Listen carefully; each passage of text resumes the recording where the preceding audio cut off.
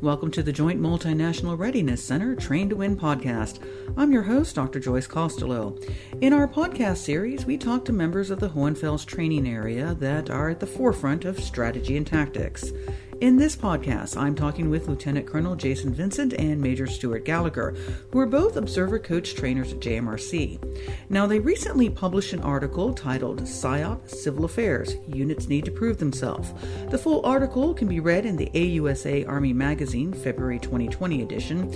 But first, what we will do is we'll talk a little bit about how the article got developed, but then I think the most important part is especially those top trends that we are seeing here at JMRC. Gentlemen, thank you for joining me. Thank you. Thanks for having us, Joyce. So, Lieutenant Colonel Vincent, could you provide a quick overview of your article on PSYOP and CA trends? Sure. The article is about common trends that we as OCTs here at JMRC have observed over the past couple of years. We've noticed 4 major trends, which we wrote about in the article, and those trends being integration, tactical proficiency, show and value to the unit, and targeting. Additionally, we've also observed a considerable number of external influencers, or what might consider spoilers. And these are things that, even if the unit did everything perfectly, could derail their rotation. And we'll address these later. Okay, I look forward to talking about external influencers later on. So, in the meantime, Major Gallagher, I understand this paper started out as a white paper. How did it progress from there to being published in the AUSA magazine? Joyce, that's true. It did originally start out as a white paper. The main reason we wrote it was to help PSYOP and Civil Affairs units to train here at JMRC. Over the past 2.5 years, we were seeing the same trends over and over again, rotation after rotation. We figured if we wrote about these trends and got it published, the units would be more aware, allowing them to more effectively tailor their training plans focused on areas where they were coming up short. After we wrote the original white paper, we started handing it out to the PSYOP and Civil Affairs units when they came over to Hohenfels for their planning conferences. Additionally, we sent copies to leadership at AUSA, which is the United States Army Civil Affairs and PSYOP Command, which is actually a reserve element for Civil Affairs and PSYOP.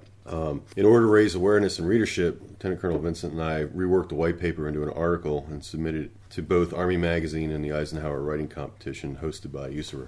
Yes, I remember that paper actually was part of some of the ones that won. So, Major Gallagher, since you started disseminating this paper to the end users, these key stakeholders, have you seen any improvements since? We have, Joyce, actually. In fact, what's interesting is that our paper has almost become a standard reading for the soldiers and leadership at AUSA.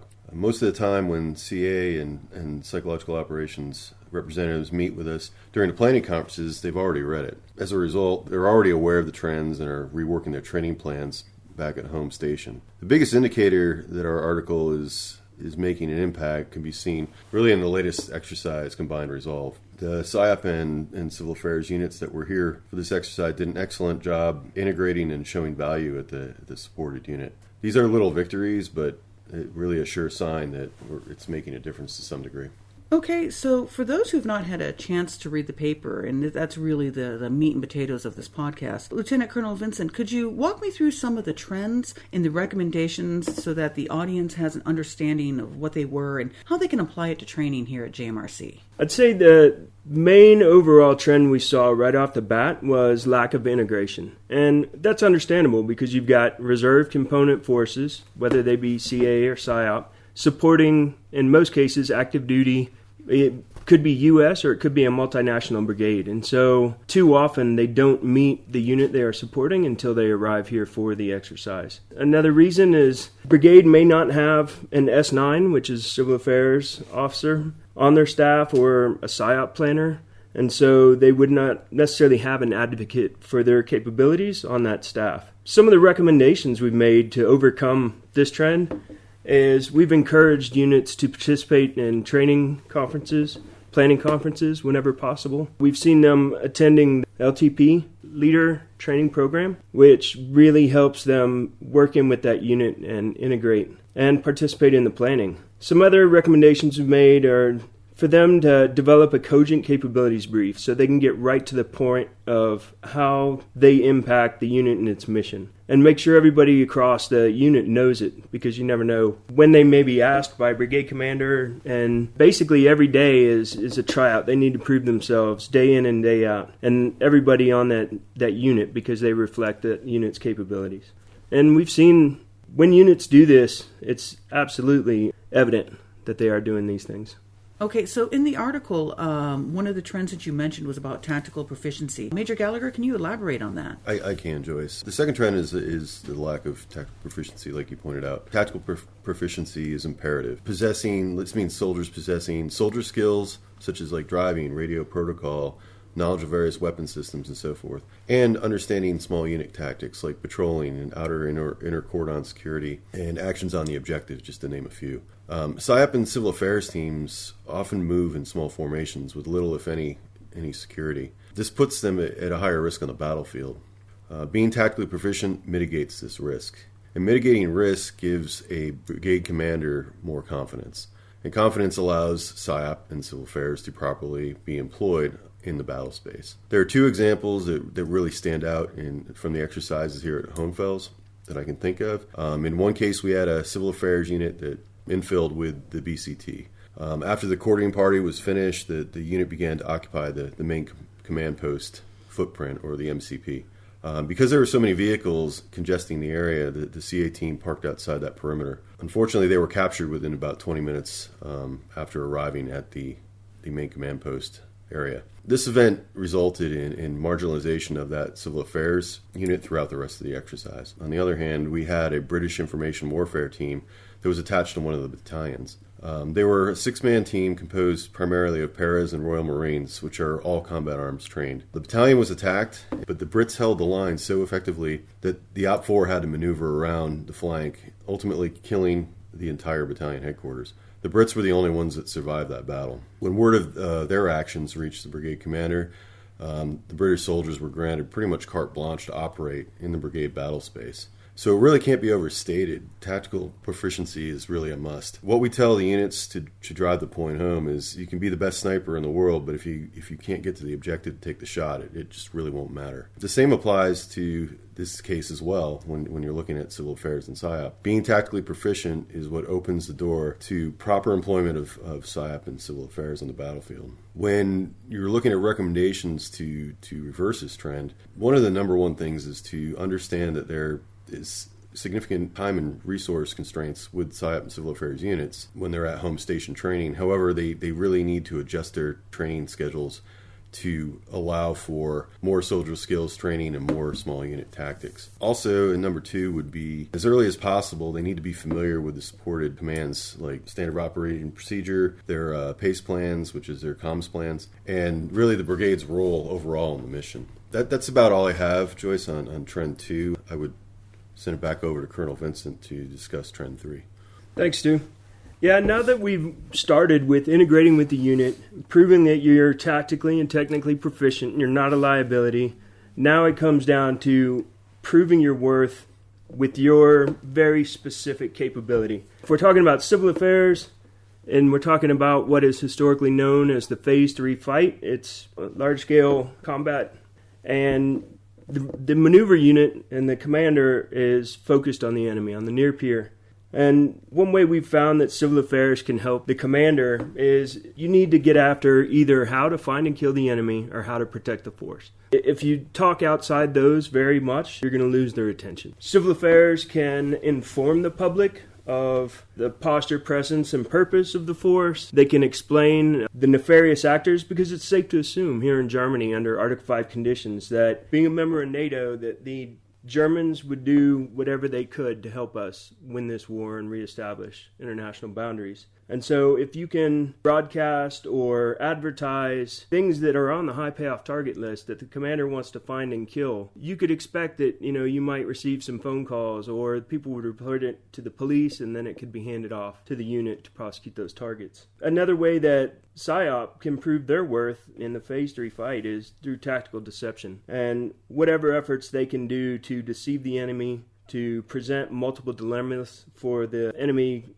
commander, then that helps the Blue Force brigade commander achieve his objectives. Stu, would you like to cover the fourth? Definitely. I'll definitely get into that in 1 second. I think one thing I'd like to do is caveat off of the last trend, and that is it's really about working with the brigade. The brigade can always use another planner, right? And that's number, like CA and PSYOP have a significant amount of planning experience, and they see the world through a different lens, so to speak. So it's very good to have them on the staff and helping with the planning process. Also, and this is really important in the bigger scheme of things, the PSYOP and civil affairs personnel really need to be listening to the commander. What is that commander trying to achieve? What is his vision? And can you explain to that commander in maneuver speak how you can help him? If you can't do that, what will happen very quickly is you'll get marginalized, because there's a lot of jargon that we use in both civil affairs and PSYOP that a brigade commander is not always tracking. So we have to put it in a language that he can understand. So that's what I think closing Trend 3. The fourth one is the targeting process. What Colonel Vincent and I have found is there's a significant lack of targeting training in PSYOP and civil affairs across the board. The problem is when you're dealing with a BCT, targeting is what is often referred to as the engine that drives the brigade. If PSYOP and civil affairs are not feeding the targeting process, they're technically not feeding that engine. The simple fact of the matter is that PSYOP and civil affairs both have skill sets and access and placement on a battlefield that most soldiers don't. This means they have information that can be very helpful to a commander and his staff during the targeting process. In some cases, it can be critical. Not knowing that the targeting process means that this information that the soldiers are fighting on the battlefield doesn't make it into the targeting process or the targeting board. And so the BCT can't action those targets. For example, let's say a PSYOP or civil affairs soldier is in a key leader engagement. During that meeting, a host nation leader brings him or her some piece of information about a location of a target that's on the high priority targeted list. Bringing this information back to the brigade could corroborate the location of that said target, which, the result of that would be the destruction of that target and possibly, the saving of many American lives. However, if this information doesn't make it back into the targeting process, then it really is all for naught. So the bottom line is understanding that targeting is important, and it's another way also that the PSYOP and civil affairs personnel can show their value to that commander. When we're looking at recommendations to reverse this trend, number one is we need to find a way to train psychological operations and civil affairs personnel on the targeting process. That's really the end-all be-all for this particular section. Now, how is this done? There's a lot of different ways we could do it. It could be added into the program of instruction at the actual PSYOP and civil affairs pipeline at Fort Bragg. You could conduct training at home station with somebody within your unit that was a former targeteer that could train you on these things. Or you could bring in a mobile training team that would have that expertise that would be able to walk you through the targeting process. Last but not least, there's also plenty of courses up at the 1st IO Command. They have a planner's course called the IO Fundamentals course, and there's another one called the Army Information Operations Planner's course. Either of those would be adequate in learning those aspects of targeting and how to get that into that process for the BCT.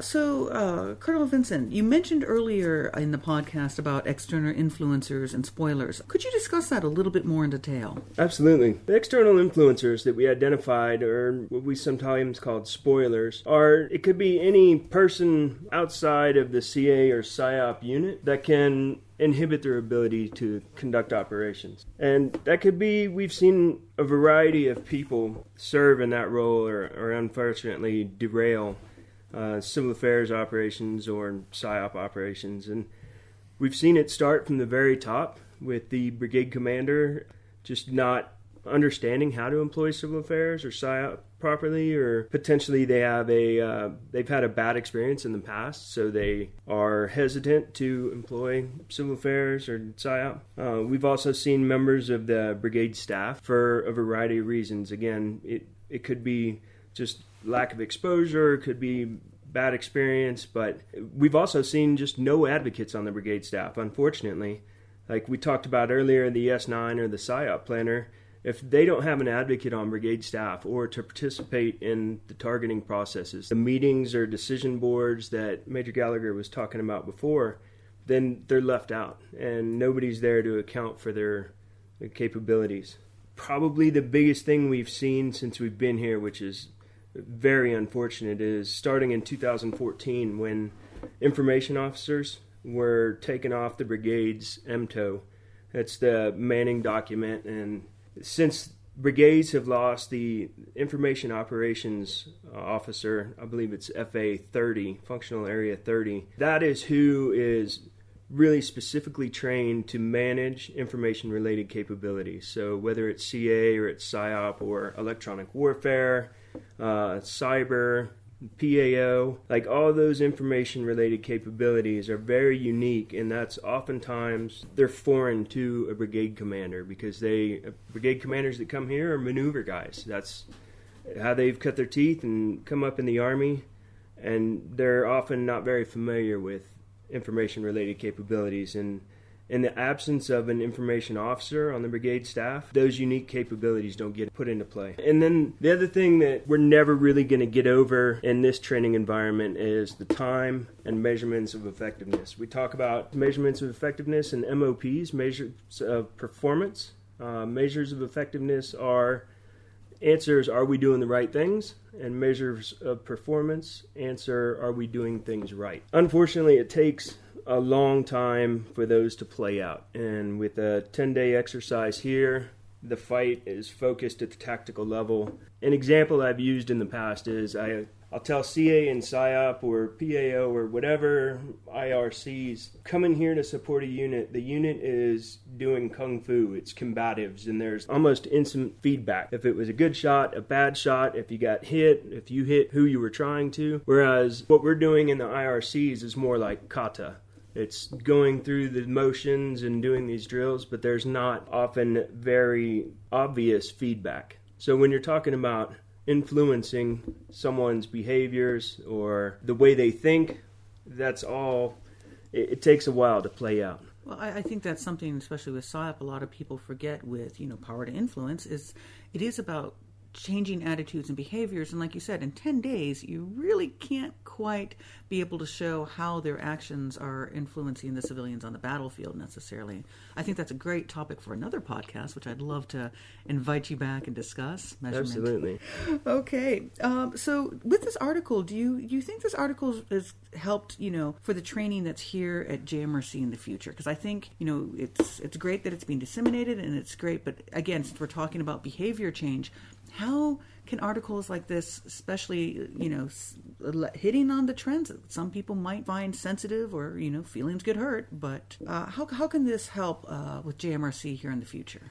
I can speak to that one, Joyce. I think the first thing, and we talked about it earlier on in the podcast, is just raising awareness. Now that the units are more aware of where their shortcomings are, it allows them the ability now to focus more intently on those shortcomings. It allows them to change their training plan a bit at home station, and allows them to work on those areas when they come over here and exercise in the box. I'd also say that it helps to kind of improve expectation management, both from a supported unit role and the supporting units themselves. So we kind of balance that out a little bit more by better understanding.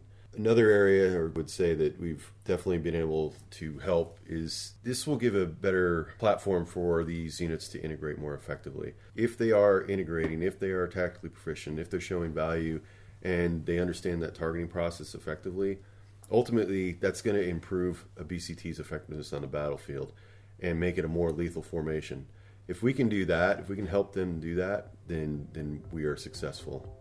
And that's really what we were shooting for at the end of the day when we put this together. Okay, thank you, gentlemen, for your time. You've certainly given those who are involved in PSYOP and civil affairs, and certainly, the different commanders, something to think about. And for our audience, if you haven't read the article, you can find it in the February 2020 edition of the AUSA Army magazine. We thank you for tuning in to JMRC's Train to Win podcast. Please make sure to let us know what type of podcast you are interested in hearing about by reaching out to us on Twitter at HohenfelsJMRC or on our Facebook or LinkedIn page. Have a great day and train to win.